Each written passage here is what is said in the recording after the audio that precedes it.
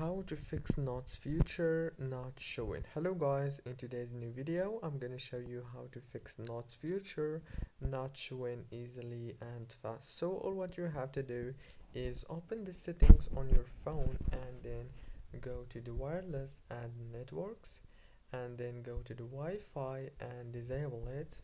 Now go back, open the apps manager, go to the apps. On this page you will find all the apps that you have on your phone. So all what you have to do here is scroll down until you find the place until you find the Instagram. Click on it, click on force stop and then go back and search for the Play Store. Click on it again and click on force stop again. Now all what you have to do is open the Play Store and search for Instagram and click on update to update it. That's it guys, don't forget to like and subscribe, and thank you for watching the video until the very end.